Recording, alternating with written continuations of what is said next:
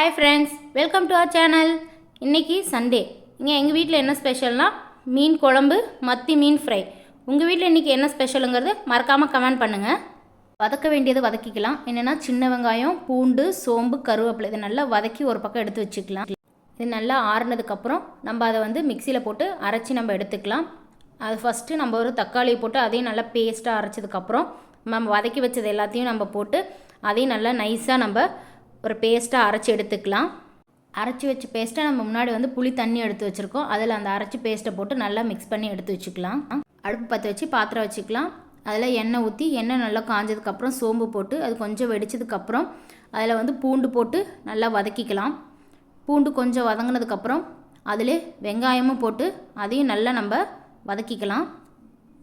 அதில் கருவேப்பிலை போட்டு அதையும் வதக்கிட்டு அதிலே வந்து இஞ்சி பூண்டு பேஸ்ட்டு போட்டு இஞ்சி பூண்டு பேஸ்ட்டு பச்சை வாடை போகிற அளவுக்கு நம்ம வதக்குனதுக்கப்புறம் நம்ம தக்காளி பேஸ்ட் அரைச்சி வச்சுருக்கோம் இல்லையா, அதையும் நம்ம அதில் ஊற்றி நல்லா கலந்து நல்லா பச்சை வாடை போகிற அளவுக்கு அது கொஞ்சம் வெந்ததுக்கப்புறமா நம்ம புளி தண்ணி கரைச்சி வச்சுருக்கோம் இல்லையா, அதையும் நம்ம அதில் ஊற்றி நல்லா நம்ம அதை வேக விடணும்.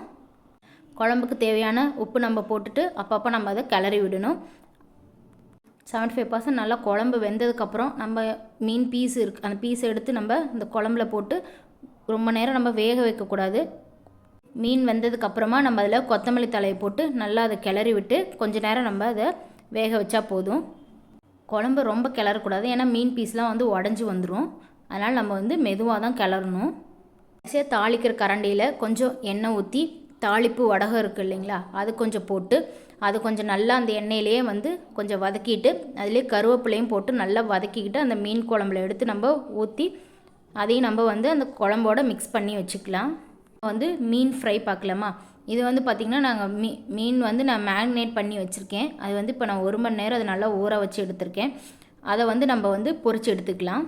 எப்படி பொரிக்கலான்னு பார்க்கலாமா. ஒரு கடாய் வச்சுக்கலாம். பொரிக்கிறதுக்கு தேவையான எண்ணெய் ஊற்றிக்கலாம். எண்ணெய் நல்லா காஞ்சதுக்கப்புறமா நம்ம மேக்னேட் பண்ணி வச்சுருக்க மீன் பீஸ் எல்லாம் ஒவ்வொன்றா போட்டு நம்ம மொறுமொறுன்னு நல்லா பொரித்து எடுத்துக்கலாம். அதுக்கப்புறம் நம்ம மீதி உள்ள மீன் எல்லாத்தையும் நம்ம எண்ணெயில் போட்டு நல்லா மொறுமொறுன்னு பொரித்து நம்ம எடுத்துக்கலாம். சுவையான மீன் குழம்பு, மீன் ஃப்ரை ரெடி. நீங்களும் இந்த மாதிரி வீட்டில் செஞ்சு சாப்பிடுங்க. உங்கள் வீட்டில் இன்றைக்கி என்ன ஸ்பெஷலுங்கிறது மறக்காமல் கமெண்ட் பண்ணுங்கள். ஃப்ரெண்ட்ஸ்.